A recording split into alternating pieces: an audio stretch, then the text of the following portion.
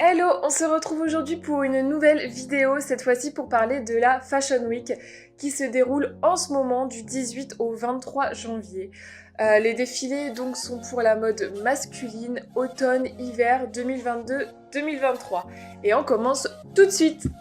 On commence tout de suite avec le créateur, le jeune créateur Lucanio Mdingi. Il a remporté avec deux autres jeunes créateurs le prix Karl Lagerfeld le 7 septembre 2021 et il s'agissait donc de son premier défilé à la Paris Fashion Week. Ce créateur est sud-africain et ça se ressent beaucoup dans sa collection. On a beaucoup d'inspiration sud-africaine, notamment avec les tisserands qu'on voit beaucoup dans le défilé digital, beaucoup de couleurs, beaucoup de graphisme dans ses tenues. On retrouve beaucoup de grosses pièces en grosse laine avec des franges qui tombent plutôt longues, assez larges, et plutôt des ensembles. Donc ça on va le retrouver beaucoup lors des défilés. Passons ensuite au défilé Blue Marble. Donc là on a retrouvé pas mal de notes 70s, notamment avec les lunettes orangées, les couleurs assez orangées, les motifs un petit peu psychédéliques, les pantalons aussi un peu larges avec les hauts rentrés dedans. Donc plutôt inspi 70s mais cassé par la suite avec des looks plutôt classiques, notamment les couleurs qui sont plus classiques et les pièces qui sont plus basiques, comme par exemple des joggings, des ensembles, manteaux, perfecto. Donc on a vraiment deux univers différents, mais l'inspiration 70s va revenir aussi dans les défilés suivants. On a des pièces plutôt très longues, les manteaux sont très longs, les chemises sont très longs, les pantalons aussi touchent le sol, on a aussi des bonnets avec les pompons qui sont aussi très longs. On a vraiment cette impression de longueur sur les silhouettes et ça on le retrouvera aussi dans les autres défilés. On retrouve ensuite la maison TAC avec des pièces plutôt très colorées, des pantalons très larges encore qu'on retrouve une nouvelle fois. Et là on va voir aussi des pièces effet patchwork. Donc on a vraiment l'impression qu'on a utilisé plusieurs tissus pour faire les tenues. Ça aussi vous allez voir on va le retrouver beaucoup de fois dans les défilés. Ce défilé était aussi très surprenant puisqu'en fait on avait des effets de lumière un peu entre l'ombre et la lumière et en fait les pièces paraissaient totalement différentes suivant le contraste. On avait sous la lumière des pièces plutôt satinées alors qu'elles avaient l'air plutôt basiques en fait sous l'ombre. Donc c'était vraiment très étonnant à regarder et c'était vraiment très sympa. On a retrouvé encore une nouvelle fois le tie and dye. Donc ça a été la mode il y a quelques années. Pour les hommes, ça revient beaucoup. On va le voir beaucoup pendant les défilés et notamment chez TAC. Passons ensuite au défilé études. Pour la petite info, études c'est 3 créateurs et non pas 1. On retrouve une nouvelle fois une petite touche 70s à travers les motifs rayures colorées, carreaux colorés. On a aussi des pantalons larges qui reviennent avec le haut rentré à l'intérieur. Donc encore cette petite note 70s.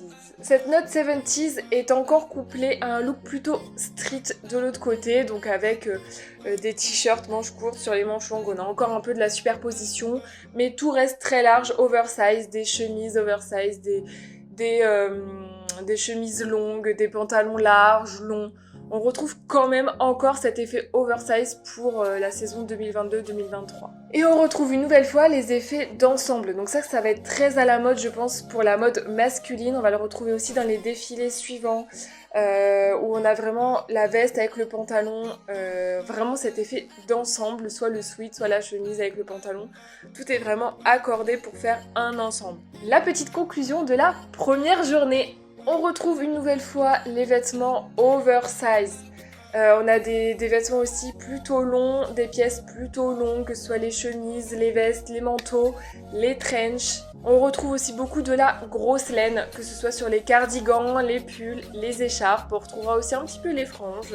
Et la veste sans manches qui est déjà très tendance depuis quelques années, qui revient une nouvelle fois.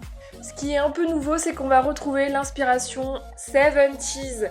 Donc ça, c'est vrai que c'est tout nouveau, donc avec des couleurs plutôt orangées. Bon, on a la coupe mulet hein, qui était au final tendance là cette saison.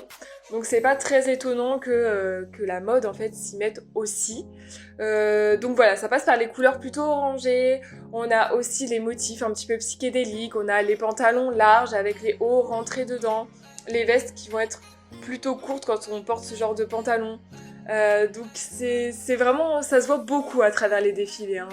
Les 70s reviennent. Pour le côté street, donc on a beaucoup de l'oversize mais aussi de l'effet patchwork.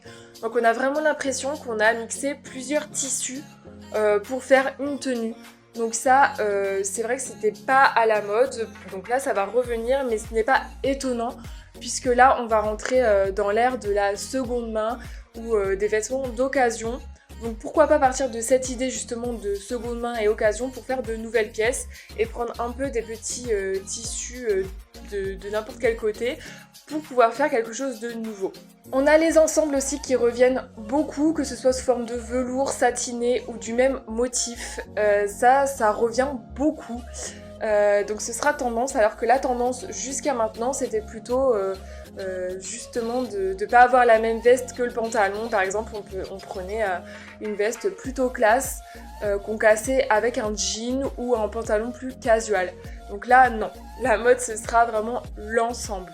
Et on retrouve aussi le pantacourt plutôt large avec des bottes plutôt Rangers ou grosses bottes à grosses semelles. Bon ça faut avoir le look, l'assumer, mais on le voit aussi dans beaucoup de défilés. On se retrouve demain pour une nouvelle vidéo pour le petit résumé de la deuxième journée. À bientôt!